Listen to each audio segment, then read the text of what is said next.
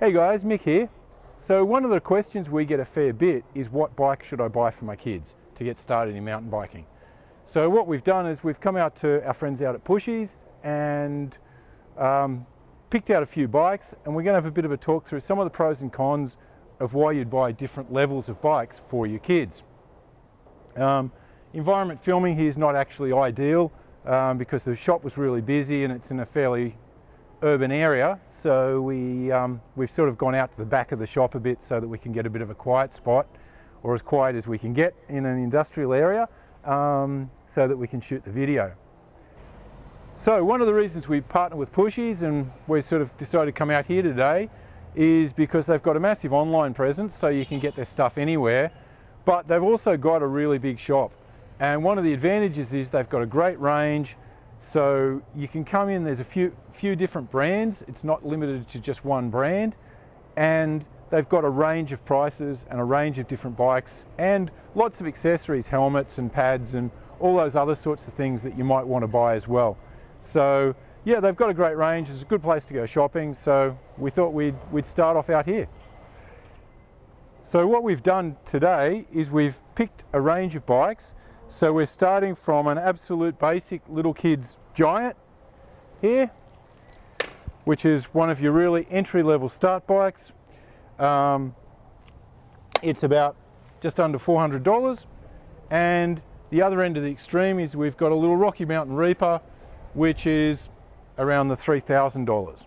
So that gives you the two extremes, and then we've got a couple of others.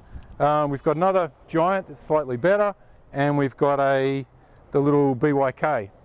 So the idea is we're going to talk through each one of these and why you might buy one of those for your kids, what's the best value, and kind of what we recommend for different ages and level of kids getting started. Obviously, once they start getting more into the sport and they're a bit older and they're sort of riding more adult bikes, then that's a different range again. But this is more starting at the younger kids.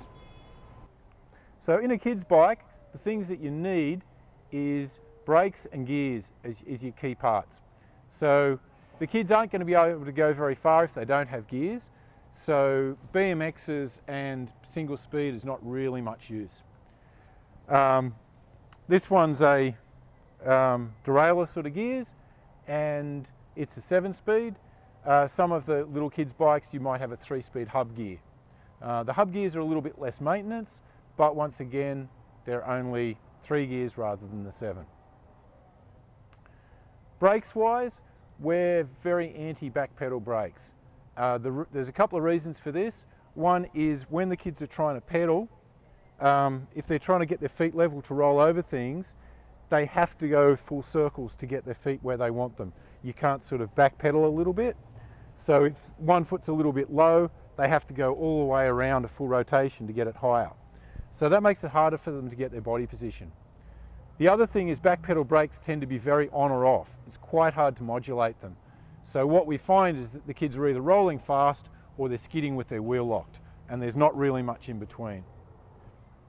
And the main issue from a safety point of view is you find with back pedal brakes, when kids freak out a bit, they'll take their feet off and put them down. What that means is they speed up and tend to crash into stuff. So in our programs, we've basically banned back pedal brakes. And so I would sort of say if your kids aren't big enough to be able to operate hand brakes, then you probably need to sort of think about whether they should be mountain biking. So starting at this end of the price spectrum, this is the sort of bike we get a lot of kids turning up on our programs on. Really, really great start point. So the list price on it's $375, so it's quite affordable. You've got some front suspension, so there's a little bit of front suspension. They've got a V-brake cable brake system, which does work okay if it's all well adjusted. So gears wise, this one's got 7-speed gears. It's a derailleur sort of gear. Turn it around that way so you can see it a bit better. So the derailleur moves backwards and forwards to change gears, and you've got a grip shift. So it's a twist grip to change gears. Now, for the price, it's a great value little bike. It does say on the frame, not designed for off-road use or stunting, but you know, little kids riding basic mountain bike trails, they're quite fine. We get quite a few of these on our programs. The good things about them is it's quite cheap, they're not excessively heavy, and the parts that are on it will work reasonably well. The problems we find with them is the V-type brakes aren't as good as a disc brake, obviously, and they do require a bit of maintenance. So what tends to happen is you get a little bit of junk, dirt and rubbish in the cable, or things get a little bit stiff, and whereas I can grab the brake and go, yeah, that feels really good, a little kid with a not very strong hand quite often finds them hard to use. So you do need to make sure you keep some maintenance on them. The levers, they've got a bit of an adjustment here where you can actually adjust how far they are in and out from the handlebar. In its initial setup, it's quite a long way out, so a little kid's going to have a bit of trouble reaching it. So you do need spend a little bit of time to set it up. The gears, same sort of thing. Most kids' bikes will tend to come with grip shift, and that's because small kids don't often have a very strong thumb to push levers, whereas they can twist things. The downside is the grip shift is really prone to getting a bit of dirt and stuff inside it once again, and it makes it quite stiff. And we see quite a lot of kids that do have trouble turning the shifters and actually making them work. So these sorts of things do need to be maintained reasonably regularly to make sure they're going to keep working. Now, one of the debates with these kids' bikes is suspension forks. The reality is this doesn't have a lot of movement, and I'm pushing pretty hard to make it move. So they really don't do a lot. So whether they've got suspension, really low-end spring base rate suspension forks or rigid forks, doesn't make a lot of difference. In a lot of cases, I'd probably go for the rigid fork on the cheaper kids' bikes in this sort of price range, because it's going to be lighter. So when you're talking about small kids, weight is significant, right? And these bikes are quite heavy. So the kids aren't going to love riding them up big hills, but they do work okay. So size-wise, this bike's a 20-inch wheel, so that's the same size as BMX. These are about as small a bike as you're going to get in a mountain bike. Quite often they'll make similar price range, they'll make them with slightly bigger wheels with a 24-inch for the older kids. So if the kids are a little bit taller and starting out, you can still get the different size bikes in this sort of price range. From a value for money point of view, the good thing about it is it's under $400. The downside is it has no resale value. And what I mean by that is a lot of parents that are buying their kids these sort of entry-level bikes typically buy them for Christmas or birthday and things like that, right? And a lot of parents, you know, people can usually budget to spend that $300 to $400, and particularly if they get them on sale, so they'll often tend to buy the kids a new bike. So there's not a lot of demand for this style of bikes secondhand, so you're really not going to get very much for it. So if the kid grows out of it, then, or they decide they're not really into mountain biking or they don't really want to ride bikes, then it's $400. You're not really going to get much back from it. But great way to start kids out, get them riding. They can ride bike paths, they can ride easy trails, and we'll get kids down green trails and, you know, some fairly advanced terrain on these little bikes if they can ride well enough to do it.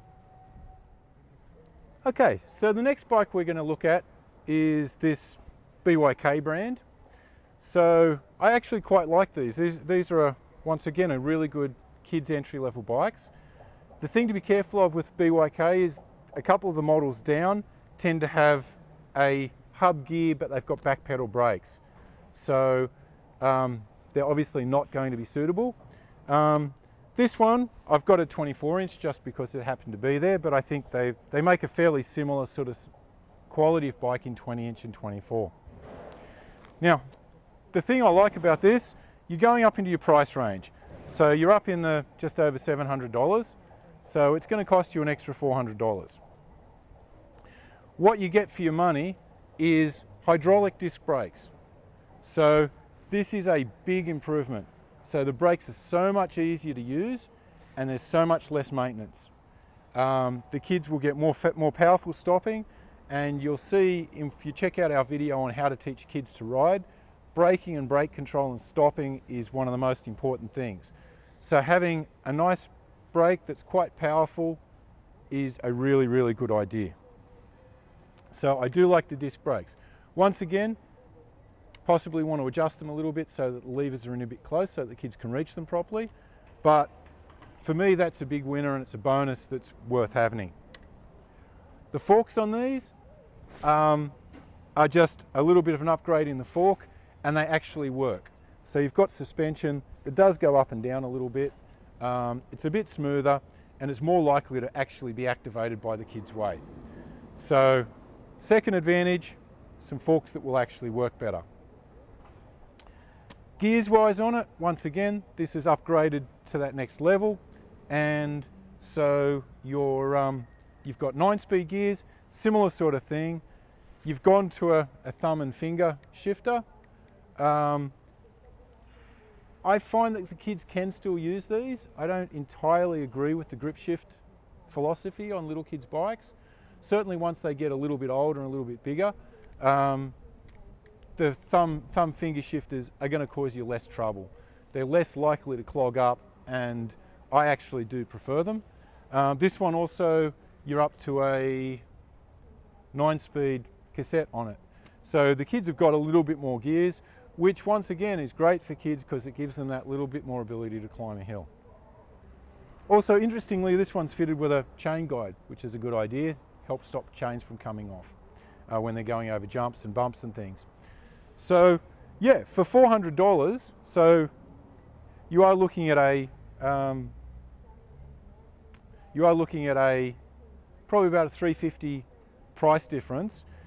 But the thing is, once you start going to this little bit more expensive bike, you've got a bike that's going to be a lot easier for the kid to ride. They're going to be able to ride more terrain.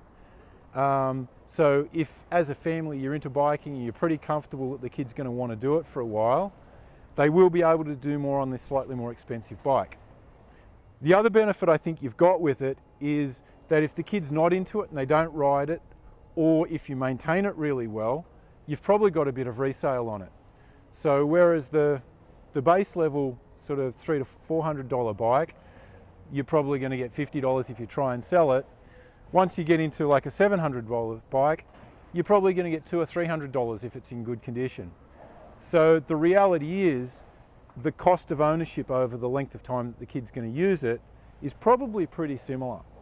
So for my mind, it's, you know, if you're fairly comfortable it's something the kid wants to get into, I'd say it's probably worth upgrading to something like this. Okay, so now what we're going to do is we're going to step up the price a little bit more. So we're going for a Giant XTC. So this is up in the closer to $900 range, so you're probably adding another $150 off the BYK. Now what you get for this is basically some upgraded parts again. So gears wise, this one's gone to a 2x8, so you've got some more gears. The downside with kids with a 2x is it gives them another lever on the other side and it gives a higher level of complexity. So, you know, the 1x9 on the BYK is probably just as good. You're moving to a Shimano brake. So once again, it's hydraulic disc brakes. They're just a little bit better quality, a little bit nicer feel. The suspension forks is an upgrade, so it's going to work a little bit better. So overall, it's just a little bit of an upgrade over the BYK. The weight on the bikes, I haven't actually weighed them, and we've just standing here comparing them ourselves, and we couldn't really feel a significant weight difference. So it's a little bit hard to pick, but functionally they're pretty much the same weight, so there's not really too much advantage or disadvantage there. What you're basically doing is you're paying an extra $150 for a bike that's got some slightly upgraded parts.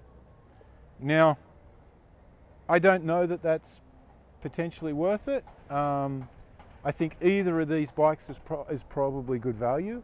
You know, once you've got a kid that you're pretty comfortable is going to want to ride a bit, and you know, they're going to be reasonably interested in riding and they're going to continue to do it, then these sorts of level bike is pretty good.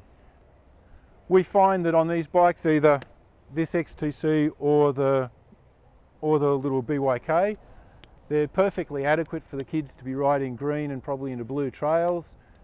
We've even had some kids riding harder than that on it. We're starting to teach them to jump and do all sorts of things. So the bikes are quite capable, and it's a really good way to get them out there doing a bit more stuff. And the little bit of extra investment, you've probably got a bit better resale value if you look after it. So you might find it's worth your while to go up to these slightly better bikes. Okay guys, so now we're stepping up into the price range. The kids that are sort of starting to get into bikes, this is the thing they're going to try and convince you that they need to be riding.